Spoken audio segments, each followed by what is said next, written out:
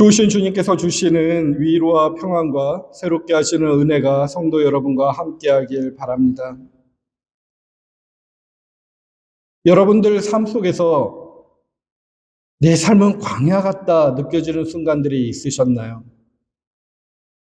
하나님의 말씀을 잘 믿고 말씀도 열심히 읽었고 기도도 잘하고 있고 신앙생활도 잘하여 주일날 빠지지도 않고 예배드리고 있는데도 불구하고 황량한 광야 같은 삶을 느껴보신 적이 있으신가요? 우리의 삶은 때때로 어제는 구름 기둥 아래에 있는 것처럼 맑았으나 오늘은 예기치 못한 모진 바람이 불어와 우리의 영혼의 심연을 사정없이 흔들어대는 순간들이 있습니다. 그런 삶 가운데 속에서도 많은 신앙인들은 흔히 순종하면 만사형통의 탄탄대로가 열릴 것이라고 믿고 표현하기도 합니다.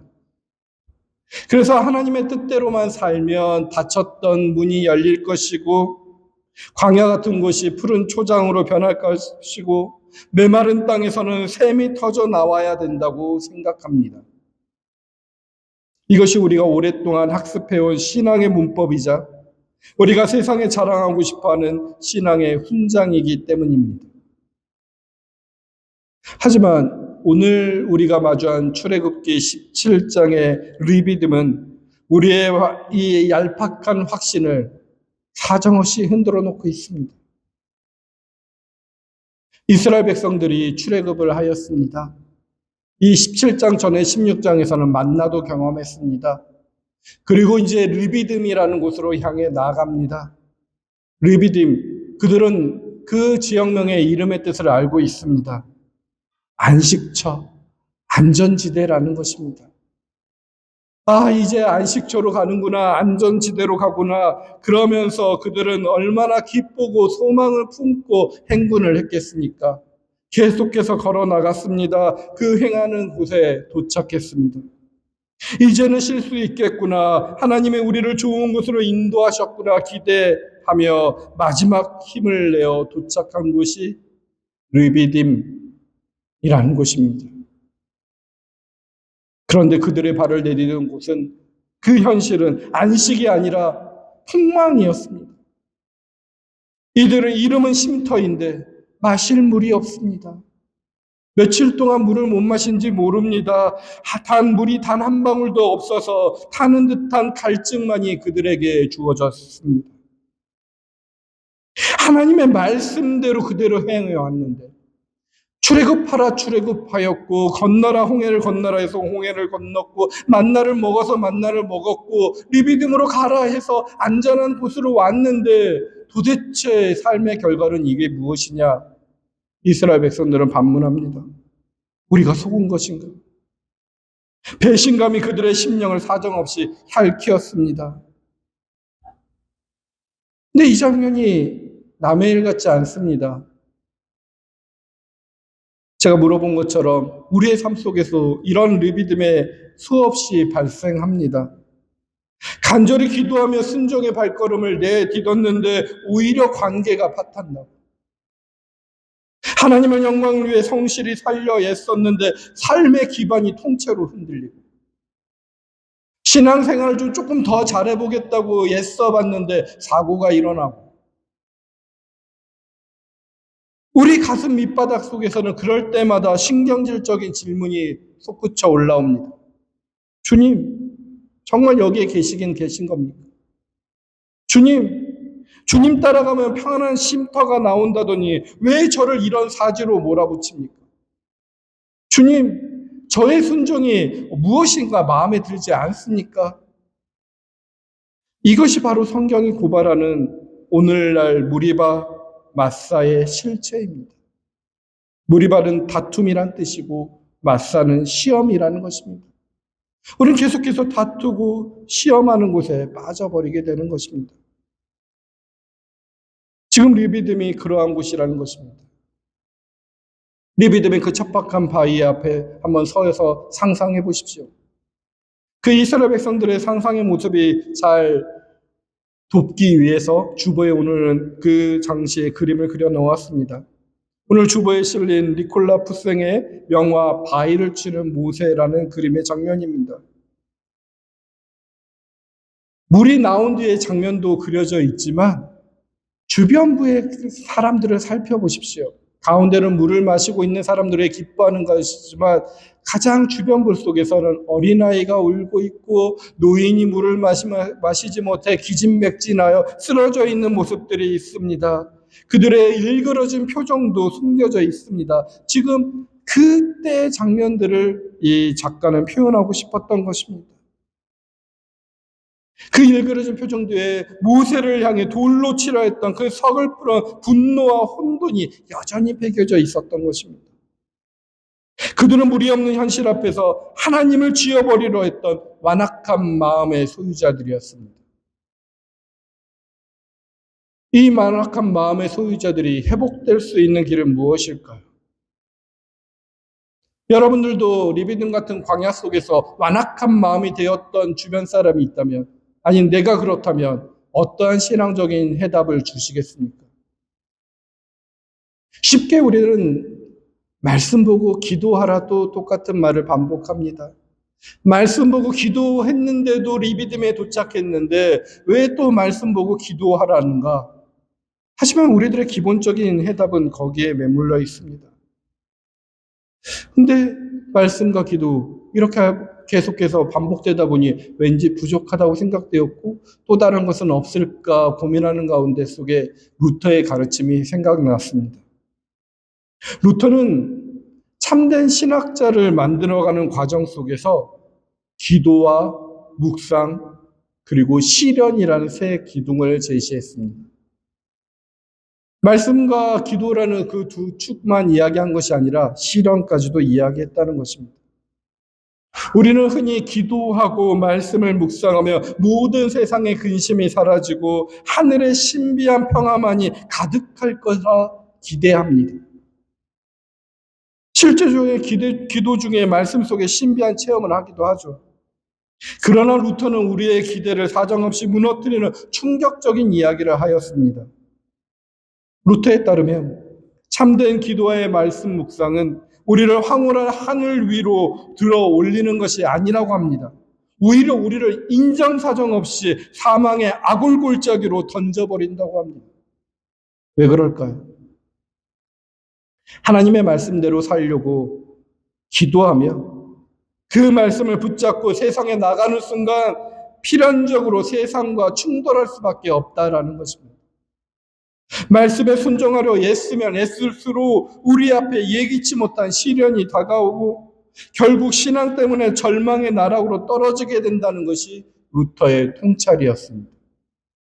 즉 경건의 훈련인 기도와 묵상의 종착지가 평안이 아니라 하나님을 향한 원망과 의심이 터져나오는 시련의 자리가 될 확률이 훨씬 높다라는 것이 루터의 판단이었습니다.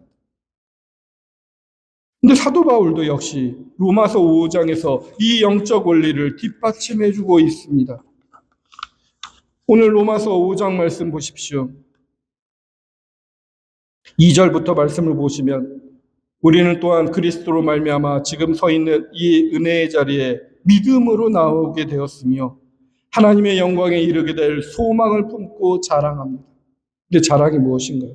그뿐 아니라 우리는 환난을 자랑합니다. 이게 바로 루터가 말한 시련과 상통되는 단어입니다. 우리가 알기로 환난은 인내력을 낳고 인내력은 단련된 인격을 낳고 단련된 인격은 희망을 낳은 줄을 알고 있기 때문입니다. 라고 표현합니다. 이 환난, 이것이 루터가 말한 시련이자 리비딤의 갈증인 것입니다. 이 시련은 갑작스러운 재난만을 뜻하지 않습니다. 매일 성경을 읽고 필사하며 예배 자리를 지키지만 어느 날 물뚝 이런다고 뭐가 바뀌지? 내가 지금 뭐 하고 있는 거지? 하며 찬양과 마음이 따로 노는 공허한 상태. 그 지독한 영적 고투가 바로 시련의 실체라는 것입니다. 하지만 여러분, 루터는 이 시련을 말해서 신앙의 시금석이라고 불렀습니다. 금의 순도를 가르기 위해서 금을 문질러 보는 돌처럼 우리의 신앙이 진짜인지 가짜인지도 이 시련이란 돌에 문질러 볼 때 비로소 드러난다는 것입니다. 나는 기도를 잘한다.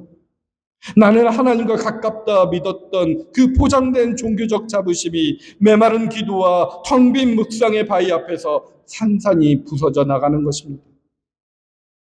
그러나 역설적이게도 내가 만든 가짜 하나님이 부서진 그 폐허에 의해서 비로소 참 하나님의 모습이 드러납니다.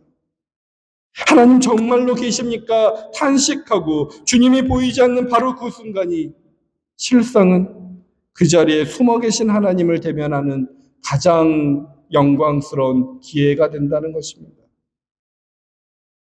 그러면 리비딤의 탄식은 신앙의 파산 선고가 되지 않습니다. 환난을 통해 인내와 연단을 거쳐 하나님이 주시는 참된 소망으로 들어가는 좁은 문이 되는 것입니다. 우리가 이 시련의 광야를 피하지 않고 통과할 때 비로소 나를 살리신 진짜 생명의 말씀을 얻게 된다는 것입니다. 이 생각을 가지고 다시 출애굽 17장의 장면을 상상해 보시길 바랍니다. 백성들이 원망의 극을 찾습니다. 모세를 죽이고자 합니다. 돌로 쳐 죽이려고 합니다. 그때 죽음의 공포를 느꼈던 모세가 하나님께 부르짖습니다. 주님, 제가 이 백성들을 어찌해야 될까요? 저들이 조금 있으면 제게 돌을 던질 것 같습니다. 라고 울부짖습니다. 근데 하나님의 응답은 어떤가요? 상상을 초월합니다. 하나님은 백성을 벼락으로 심판하는 대신에 모세를 불러 호렙산의 한 반석 앞으로 다시 한번 인도합니다. 그리고 선언하십니다. 그 출애굽기 17장의 말씀을 다시 한번 보십시오. 5절부터 6절입니다. 주님께서 모세에게 말씀하셨다. 너는 이스라엘 장로들을 데리고 이 백성보다 앞서서 가거라. 그리고 나일강을 친 그 지팡이를 손에 들고 가거라. 이제 내가 저기 호렙산 바위 위에서 너희 앞에 서겠으니 너는 그 바위를 쳐라. 그러면 거기에서 이 백성이 마실 물이 터져 나올 것이다. 이렇게 말합니다. 반석 위에 서 계신다고 합니다. 그리고 반석을 홍해를 갈랐던 그 지팡이로 세게 내려치라 말씀하십니다. 이 장면을 한번 머릿속에 그려보시거나 영화의 한 장면처럼 한번 그려보십시오. 하나님이 짧은 순간에 떠나지 않았을 것입니다. 보이지 않는 하나님의 눈에, 모세의 눈에 보였을 수도 있고 안 보였을 수도 있을 것입니다. 그런데 모세가 떨리는 손으로 지팡이를 높이 들고 그 바위를 내려치는 때 그 타격의 지점이 어디였을까요? 하나님이 서 계시겠다고 한 자리입니다. 그렇다면 모세의 지팡이가 후려친 자리가 차가운 바위뿐만 아니라 거기 서 계신 하나님의 발등도 치지 않았을까 묵상해 봅니다.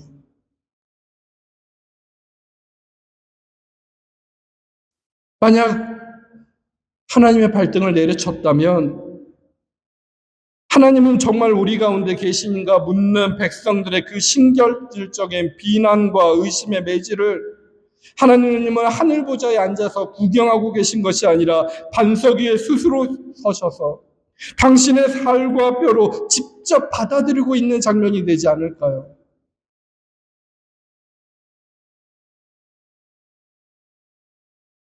이 장면은 루터가 말한 3년 전에 설교 속에서 말씀드렸는데 행복한 교환이 압도적인 신비의 모습으로 일어나는 장면처럼 해석이 되었습니다.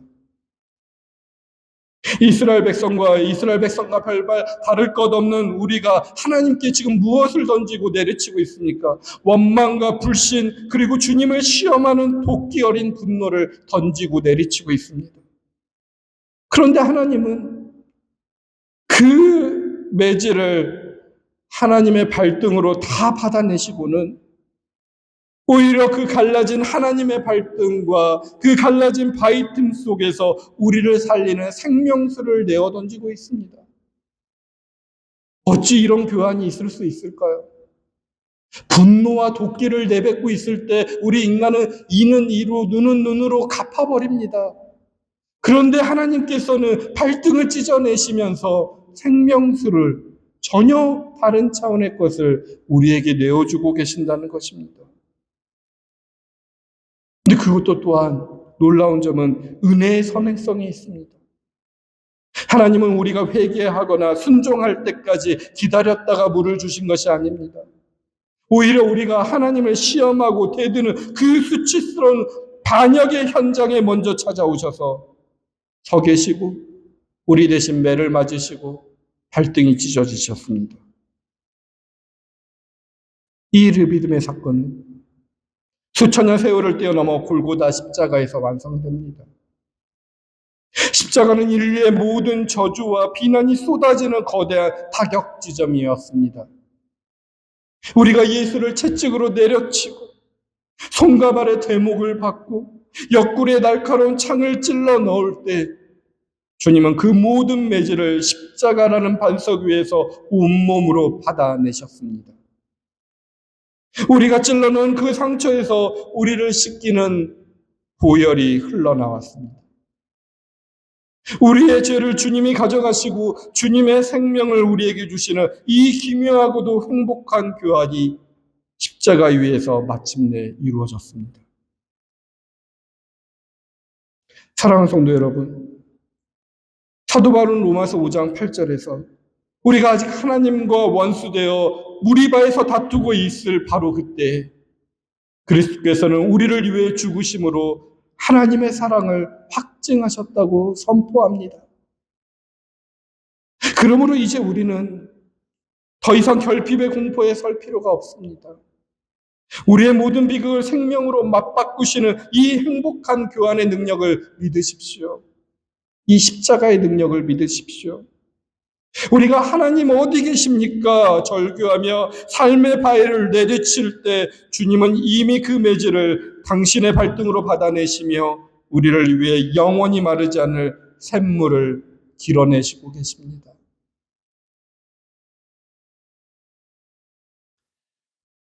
르비딤의 그 척박한 바위에서 우리가 휘두른 분노의 매질을 당신의 발등으로 다 받아내시며 생명수를 터뜨렸던 그 하나님의 처절한 사랑이 이제 시공간을 넘어 복음서의 사마리아의 뜨거운 우물가에 앉아있는 한 여인의 일거러진 실존 속으로 파고들고 있습니다. 이 장면을 함께 묵상해 보길 바랍니다. 이 우물가의 여인의 이야기는 우리가 너무나 잘 압니다. 그래서 때로는 이 여인에 대한 설교가 아무런 감동을 주지도 못하고 있습니다. 왜냐하면 너무나 쉽게 이 변화를 종교적인 개종 정도로 생각하기 때문에 그렇습니다.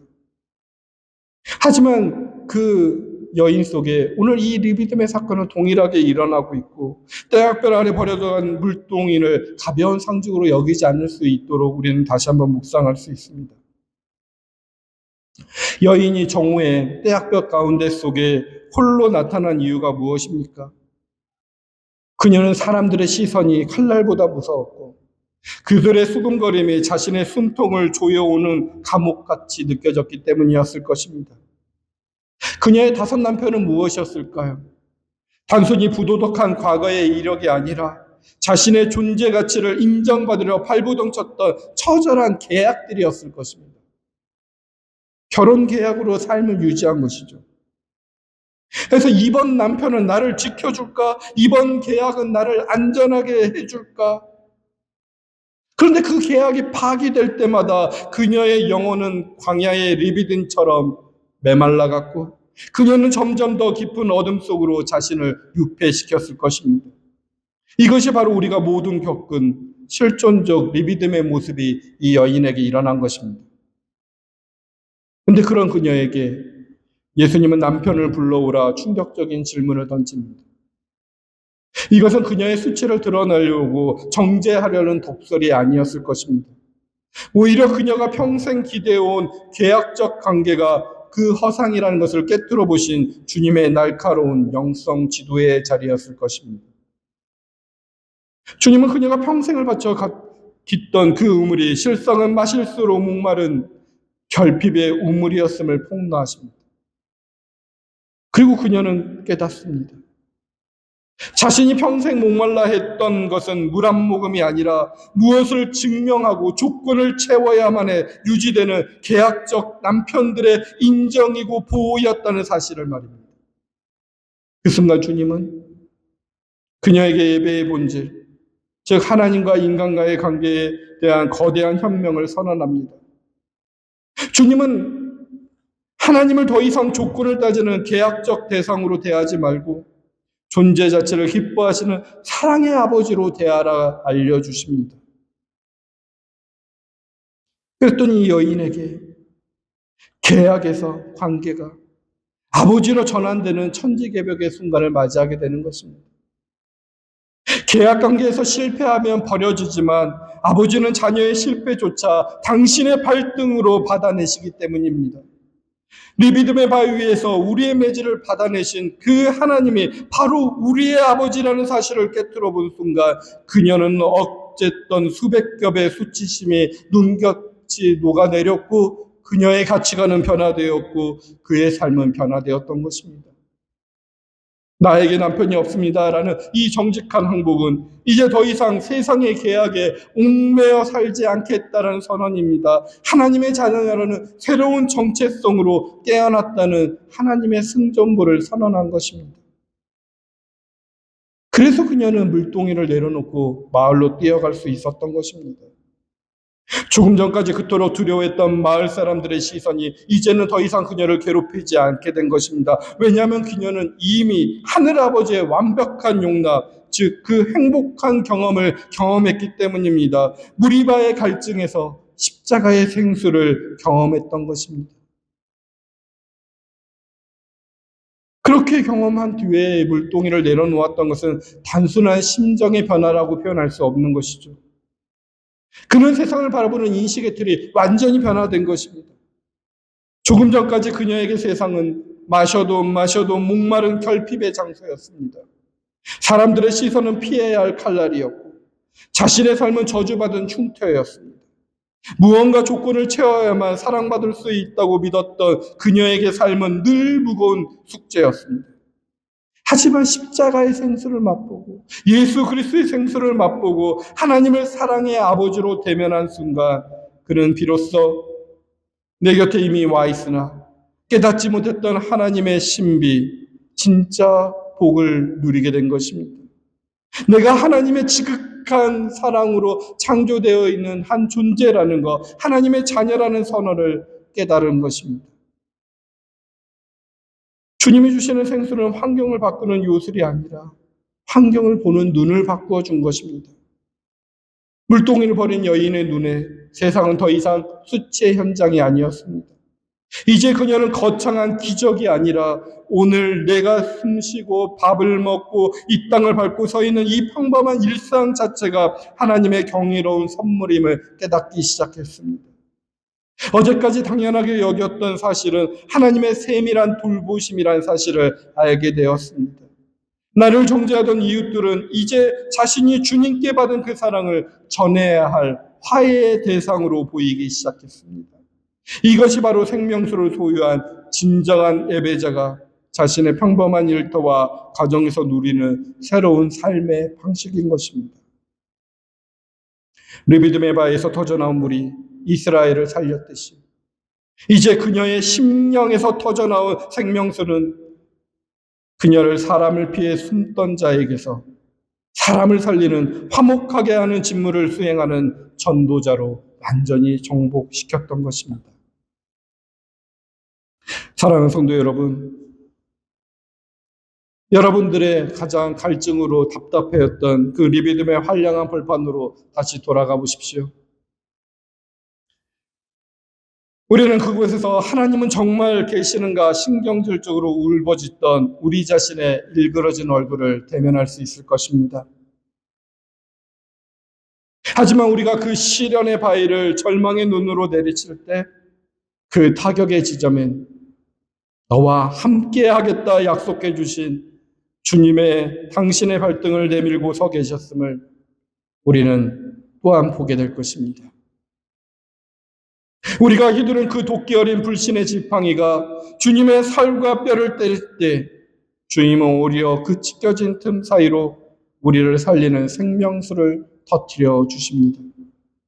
이것이 바로 우리의 비극을 주님의 생명으로 맞바꾸신 행복한 교환의 신비이자 십자가가 우리에게 준 영원한 해갈입니다. 이 압도적인 사랑을 경험한 사람은 이제 더 이상 예전처럼 살 수 없습니다. 수가성의 여인이 변했던 것처럼 우리도 변화를 맞이해야 하는 것입니다. 오늘 이 자리에 모인 우리도 역시 그 여인처럼 물동이를 버려두고 세상으로 파송되는 평화의 일꾼들입니다. 사도 바울이 로마서 5장에서 고백했던 것처럼 우리가 통과한 그 환난과 연단은 결코 우리를 부끄럽게 하지 않는 소망으로 우리를 인도합니다. 그 소망을 맛본 자에게 주어진 최종적인 직무가 바로 화목하게 하는 직무인 것입니다. 그런데 여러분, 이 화목은 어떻게 이루어집니까? 하나님이 리비드미에서 당신의 발등을 내놓으신 것처럼, 예수님이 십자가에서 당신의 온몸을 내던지신 것처럼 우리 역시 누군가를 위해 나를 내어놓아야 합니다. 우리 안은 여전히 저놈 때문에, 저 일 때문에 내 인생이 꼬였다고, 저 사람 때문에 내가 이 고생을 한다고 무리바의 다툼과 원망이 가득할지 모릅니다. 그러나 복음은 우리에게 도전합니다. 저 일 때문에, 저놈 때문에 날선 마음을 내려놓고 오히려 저 사람을 위해, 저 일을 위해 나의 자존심을, 나의 권리를, 나의 모든 것을 기꺼이 내어줄 때 비로소 그 자리에서 진정한 화목의 생물이 터져 나온다는 사실입니다. 내가 죽고 주님이 사시는 그 거룩한 내어줌이 있을 때 우리의 삶에 깨어진 관계들은 다시 살아나기 시작할 것입니다. 인생의 공고한 날이 이르고 도무지 마실 물이 없는 리비듬의 절망이 여러분을 덮칠 때 고개를 들어 십자가를 바라보십시오. 그곳에는 여전히 우리가 휘두르는 불신의 지팡이에 발등이 찍히면서도 내가 여기 있다, 내가 너를 사랑한다고 말씀하시며 우리 대신 매를 맞고 계신 주님이 계십니다.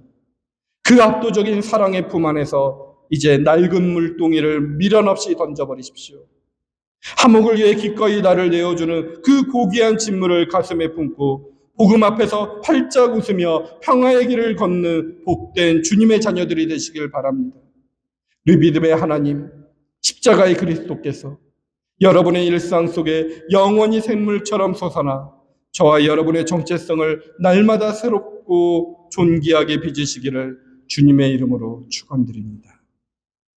생명의 근원이신 하나님 아버지, 오늘 우리는 마실 물이 없는 리비듬의 절망 속에서 우리 자신의 일그러진 얼굴을 보았습니다.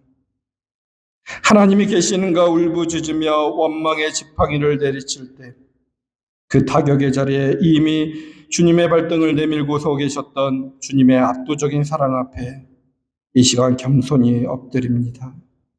주님, 우리가 휘두른 불신의 매질을 온몸으로 받아내시며 오히려 생명수를 터뜨려 주신 그 행복한 교환의 신비를, 십자가의 신비를 믿습니다.